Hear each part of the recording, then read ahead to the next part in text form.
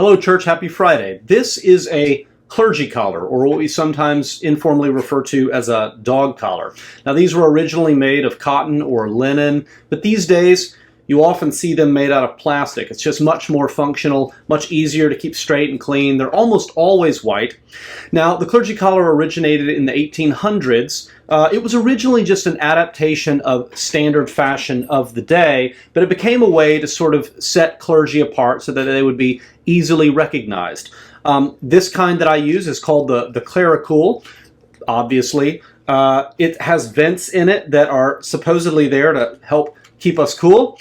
And it attaches with these sort of metal tabs. They go through the front of your collar, and then one goes in the back, and then the collar attaches. And what's interesting about these is that they sometimes come in the full band variety, which you see among Anglicans, and then there are also other varieties that are more like tabs. And a lot of meanings have developed around these, the idea of a dog collar or even a slave collar, indicating that clergy are subservient to and belong ultimately to Christ. And all of those meanings, I think, have value. I reflect on them a lot, but really it just became more and more prominent among the clergy, even though it originally started as a kind of adaptation of standard fashion of the day. One final detail about these collars, even though we often associate clergy collars with the Catholics, these were actually invented by the Scottish Presbyterians. I know.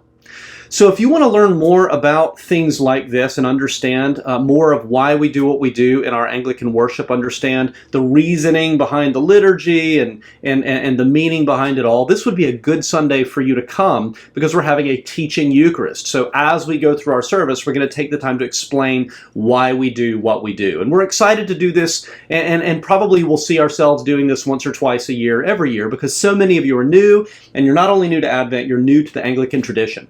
And our liturgy and worship is so much more valuable if you actually understand the why behind the what. So very, very excited about this Sunday. We'll be taking a kind of in-depth look at Anglican worship and why we do what we do. Another thing that is relaunching this Sunday that we want you to know about is the Bakers Guild. Every week we have people in our community who love to bake, who want to serve the Lord and serve our community by baking. Bake the bread that we use during the Eucharist. So if that's something that you would want to get involved in, contact our Altar Guild ministry heads, Mark and Kat Grutzmacher and Katie Kauchik. They would love to connect you in. Even if you don't have to be an expert baker, if you're somebody who is interested, likes the idea of it, we can teach you the recipe, we can teach you how to do it, and we'd love to have you as part of that team. Next weekend, I'm excited to say we're going to be having our Parish Day Retreat. This is something that we have started to do annually, and this year it's going to take place at Green Ridge Baptist Church in Boyds, Maryland from 10 a.m. to 4 p.m.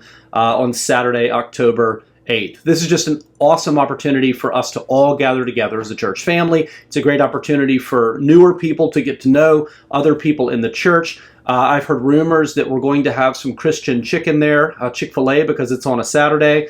And we're just asking that you take a moment to register beforehand, just so we know who's coming, so we can make sure that we have enough food.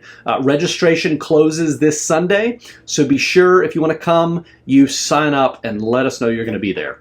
I spent some time praying for you this morning. I hope and pray, as I've been praying for our brothers and sisters down in Florida, I hope and pray that as the rain comes this weekend, that all of you would be safe. We pray blessings over our city. I very much look forward to seeing you Sunday for our teaching Eucharist, and until then, God bless you.